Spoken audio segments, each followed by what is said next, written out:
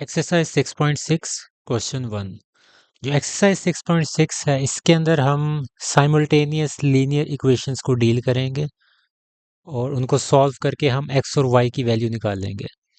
अब सारे क्वेश्चंस एक तरह के नहीं हैं इस एक्सरसाइज में, तो हर क्वेश्चन को आपने गौर से पढ़ना है और फिर उसके बाद उसको सॉल्व करना है। अब जो पहला क्वेश्चन है इसके अंदर एक्स और वाई की वैल्यू उन्होंने कहा ही नहीं है निकालने के लिए। उन्होंने कहा है कि सिंपल के की वैल्यू निकालनी है, फाइंड द वैल्यू ऑफ के।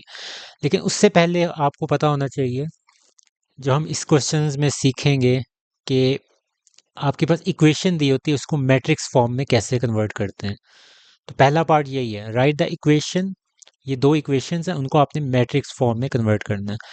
तो इक्वेशंस को ऊपर नीचे लिखते हैं, पहली इक्वेशन ऊपर और जो दूसरी इक्वेशन है उसके नीचे लिखें।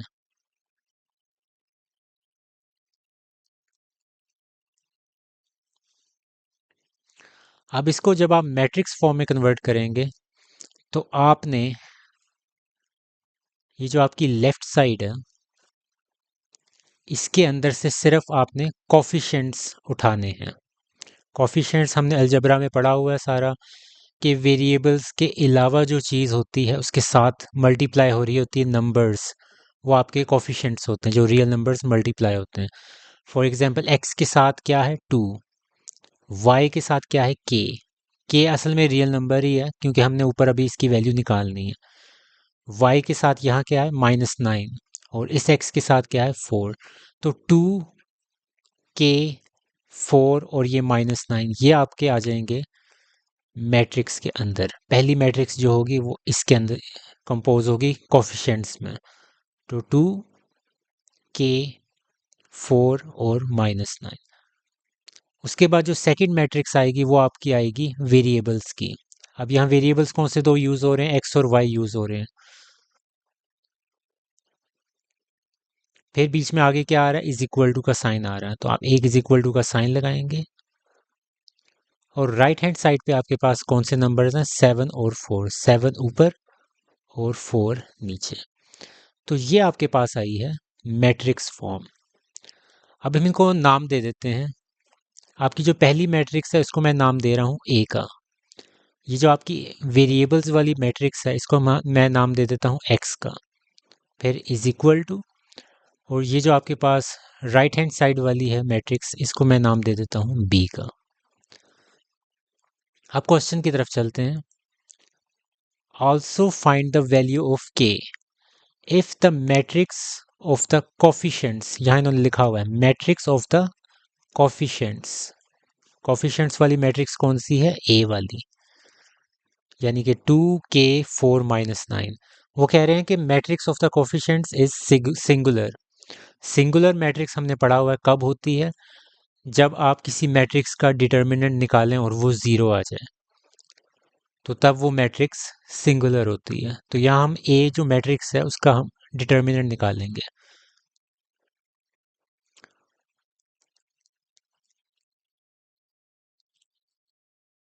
तो बाकी चीज़ें हैं उसको हम छोड़ देंगे, अभी हमारा सिर्फ focus matrix of the coefficients पे है। तो यहाँ हम इसका क्या निकालेंगे, डिटर्मिनेंट निकालेंगे।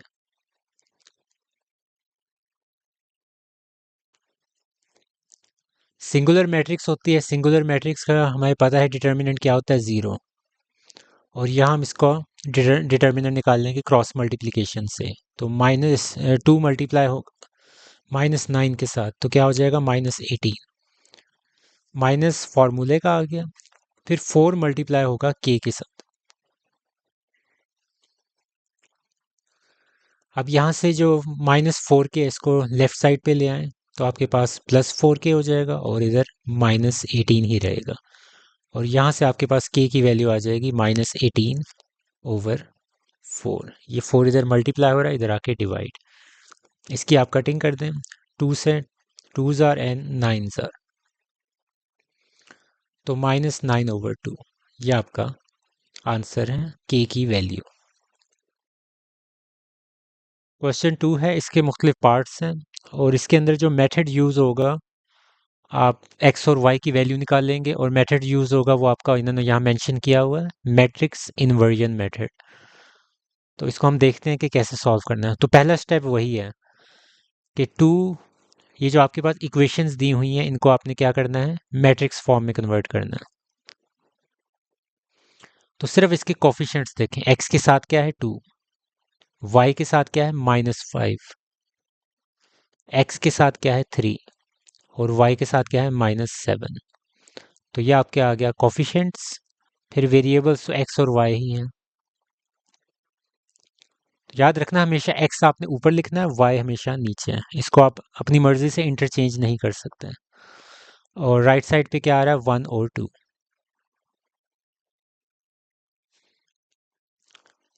इनको हम नाम दे देंगे।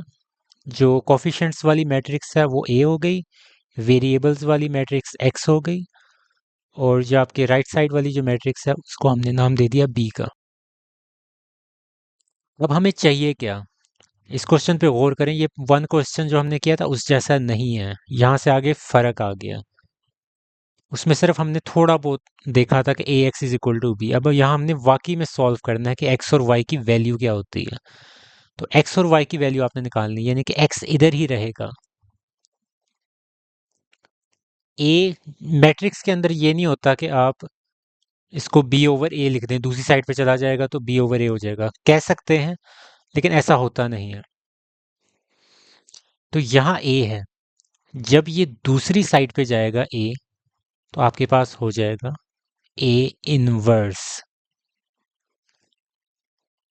और एक चीज आपने याद रखनी है, उसकी लोकेशन, ए की लोकेशन कहाँ है। एक्स से पहले आ रहा है ए, तो जब वो राइट साइड पे जाएगा तब भी वो पहले ही आएगा। क्योंकि मैट्रिक्स के अंदर बड़ा अहम चीज होती है, ये बहुत अहम चीज होती है कि आप उसकी लोकेशन को चेंज ना कर दें। ये ना करें कि आप बी पहले लिखते हैं और ए इनवर्स बाद में लिखते हैं, सारा क्वेश्चन खराब हो जाएगा। क्योंकि ए बी मैट्रिक्स के अंदर बी ए के बराबर नहीं होता। कम्यूटेटिव प्रॉपर्टी जो आपकी मल्टीप्लिकेशन वाली वो इस पे होल्ड नहीं करती, मैंने पहले भी बताया हुआ। तो ए यहाँ है, इस साइड पे आके आपका हो जाएगा ए इनवर्स। तो यहाँ तक तो आपको समझ आ गई होगी कि ए इनवर्स है और बी है। तो अब बी तो हमारे पास ऑलरेडी मौजूद है, ये 1 2। ए इनवर्स कैसे आएगा, हमने 6.5 के अंदर डिटेल में पढ़ा हुआ है हम कैसे ए इनवर्स निकालते हैं। तो मैं यहाँ आपको ए इनवर्स का फॉर्मूला लिख रहा हूँ। एडजॉइंट ऑफ ए, बल्कि इसको 1 over A determinant multiply by adjoint of A, ऐसे हम निकालते थे ना। और ये भी मैंने आपको 6.5 के क्वेश्चंस करते वक्त बताया था कि हम डिटर्मिनेंट पहले निकालते हैं।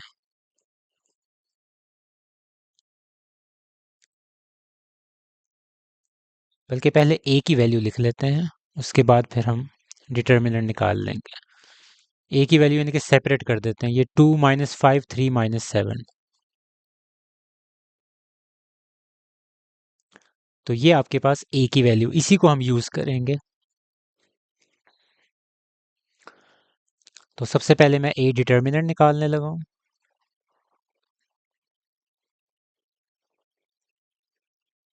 2 मल्टीप्लाई बाय -7 क्या हो जाएगा -14। फिर बीच में माइनस आएगा फॉर्मूले का। 3 मल्टीप्लाई बाय -5 क्या हो जाएगा -15। तो -14 + 15 ये आपके पास क्या हो जाएगा 1। तो यहाँ तक आपका आ गया डिटर्मिनेंट। नेक्स्ट स्टेप क्या होता है आपके पास, एडजॉइंट। तो अब आप एडजॉइंट ऑफ ए निकाल लेंगे। एडजॉइंट में क्या होता है, लेफ्ट डायगोनल की आप जगह चेंज करते हैं, -7 ऊपर 2 नीचे। और जो राइट डायगोनल होता है उसमें हम क्या करते हैं, उनके सिर्फ साइन चेंज करते हैं। -5 हो जाएगा +5, और ये जो आपका 3 है ये हो जाएगा -3।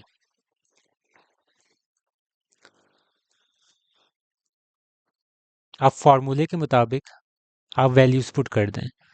क्या था formula? A inverse 1/a determinant. A determinant आता है, ये ऊपर मैंने फॉर्मूला लिखा हुआ है, 1/a डिटर्मिनेंट। तो ए डिटर्मिनेंट हमने निकाला, क्या आया था? 1। तो 1/a determinant multiply by adjoint, ये आपकी एडजॉइंट की वैल्यू, इसको आप यहाँ लिखते हैं। अब ये थोड़ा रेयर केस है कि आपके पास यहाँ नीचे 1 आ गया, इस वजह से ए इनवर्स सीधा सीधा आपका यही आ जाएगा, -7 5 -3 2। एक चीज़ आपने याद रखनी है कि मैं आगे जो क्वेश्चंस करवाता हूँ ना अपने सारे लेक्चर्स में, वो ऐसे मैं करवाता हूँ कि मैं ये समझ चुका होता हूँ, मैं फ़र्ज़ कर रहा होता हूँ कि आपको पिछला वाला, इससे पिछला वाला आता है, तो मैं उस स्टेप से आगे पढ़ाता हूँ। अब मैं यहाँ ये नहीं आपको पढ़ाऊंगा कि ए इनवर्स में कैसे निकाला जा रहा है, वो तो आ रहा है, लेकिन मैं इसको डिटेल में मैं नहीं लेके जाऊंगा कि कैसे आप इसको ए इनवर्स भी आप कैसे निकाल लें। तो वो उसके लिए आपको 6.5 देखनी है वीडियोस, वो सीख के आए और फिर आए। अगर मैं इसमें भी एक एक डिटेल करके समझाना कर स्टार्ट कर दूंगा कि ए इनवर्स भी आप कैसे निकालते हैं, एड जॉइंट भी कैसे निकालते हैं, तो वीडियोस बहुत लंबी हो जाएंगी। ए इनवर्स आपके पास आ गया। अब आपके पास ए इनवर्स आ गया, तो ये देखें, ये आपका फॉर्मूला क्या था, असली मकसद क्या है वो समझें। एक्स निकालना है, ए इनवर्स पहले, बी बाद में, तो इसको मैं यहीं सॉल्व कर रहा हूँ।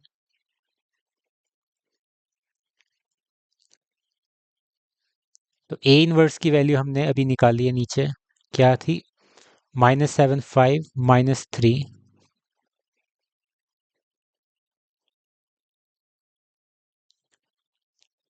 और आगे आपके पास बी की वैल्यू, बी आपके पास ये 1 2 है, जो राइट हैंड साइड वाली मैट्रिक्स होती है 1 2।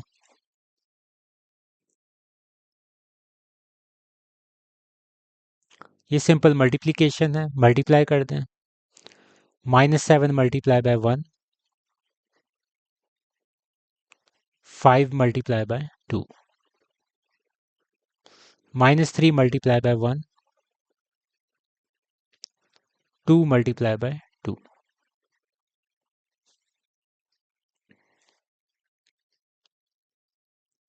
-7 प्लस 10 -3 प्लस 4, तो ये आपके पास आ जाएगा 3 और 1। अब यहाँ एक और चीज़ समझें, ये x चल रहा है ना,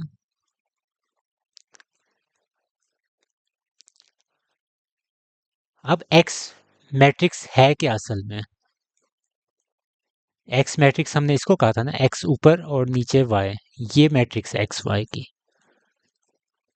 तो अगर मैं इसकी जगह पे मैट्रिक्स लिख दूं और फिर उसके आगे आंसर लिखूं जो हमने अभी निकाला है 3 1, तो मज़ीद चीज़ें क्लियर हो गई हैं कि x की वैल्यू क्या है 3 और y की वैल्यू क्या है 1। तो ये आपका फाइनल आंसर आ रहा है, y 1 है और x की वैल्यू 3 है। अगर अभी समझ नहीं आई, परेशान होने की बिल्कुल ज़रूरत नहीं है, हमने आगे इसके बहुत पार्ट्स करने हैं, तो उसके अंदर जब हम बार बार ये करेंगे और मैं बार बार रिपीट करूँगा, आपको समझ आ जाएगी।